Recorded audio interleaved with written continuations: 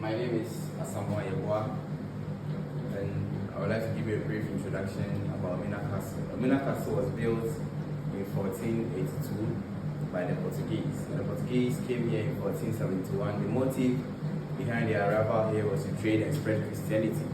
So when they were coming here, that's when they brought their guns, gunpowder, clothes, sweets, tobacco, and so many things to exchange with gold, ivory, and the local spices with the local people. But before they came here, the name of this place was Anum Ansa.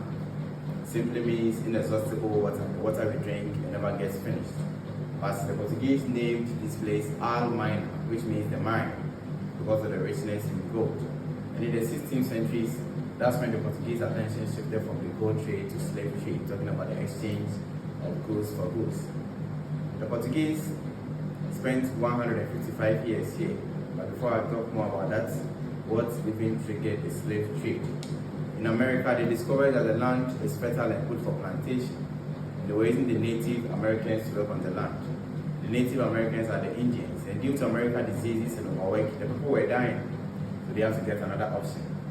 That's when the Spanish priest, his name is Bartolomeo de las Casas, he suggested that Africans are strong and can work under such conditions. And that's how they started getting people from here to the New World. And the Portuguese spent 155 years over here. And later they were attacked by the Dutch in 1637. The Dutch took over the castle, protected themselves very well here, and spent 235 years here. And during the time that the Portuguese were here, the Dutch were at Mori. Mori is a place in Cape Coast very closer to Elmina.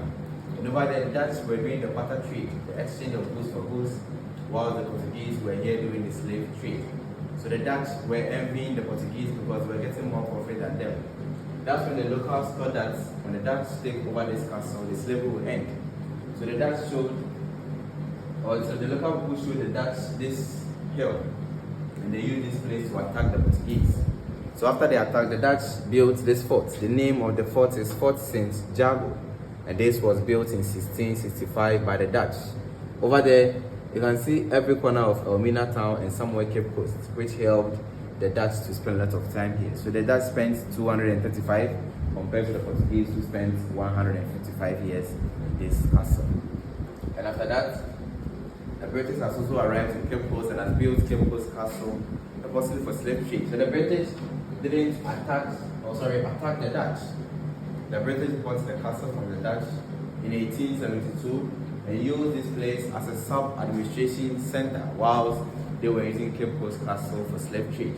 So the British spent 85 years over here before Ghana gained independence in 1957. And now Ghana is 67 years, so this castle is 542 years, and it's still counting the first and the largest castle in the whole West Africa. So this is a brief introduction about Elmina Castle.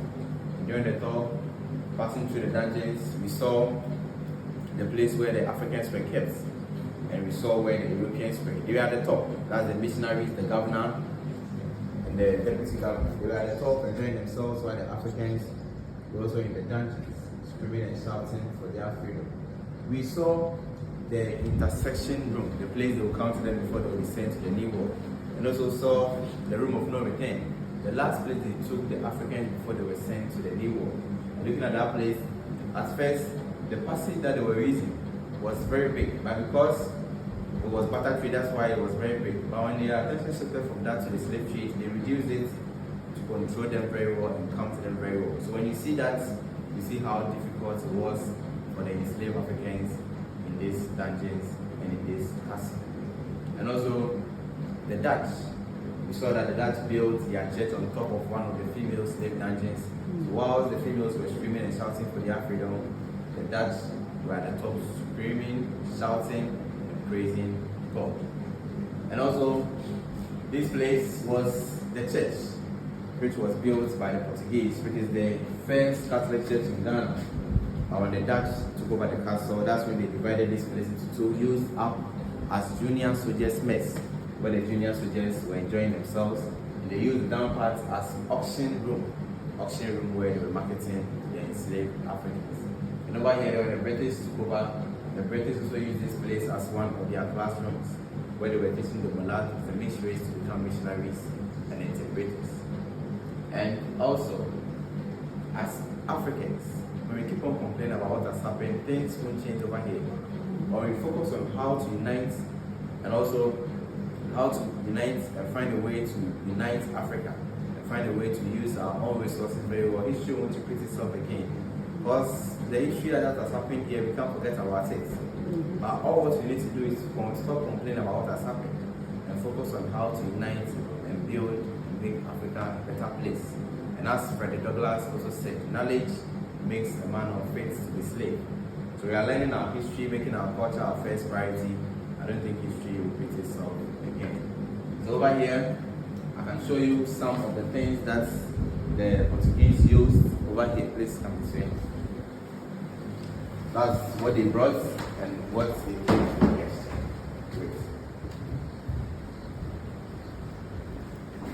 So this is a museum which talks a lot about the impact of the Europeans' contacts over here, how they brought the Christianity and education, and talking about how they got the mulattoes, who are the mixed race, the children who were born by the Europeans and the Africans. And looking at this, you can see some of the mulattoes over here. They turned some of the Africans to missionaries and also priests. And as you can see some of them preaching the gospel. And also these are some of the trade between the Europeans and the Africans, talking about the people in the Elmina town. So these are some of the things we came to exchange. And looking over here, we can see some shackles where the Africans, or what they use on the Africans. And also these is some of the irons that they were using to brand the Africans. So you can see the initials on it. And also trade goods that the Europeans brought over here. Looking at the tobaccos and so many things over there. And Elmina is also a fishing community. So looking at this place, you can see a feast being celebrated during the time of the Elmina festival, which is Bakatue festival. You see some of the images of the local people happily portraying their history and their culture over here. This is a fishing community. All what they do here is fishing.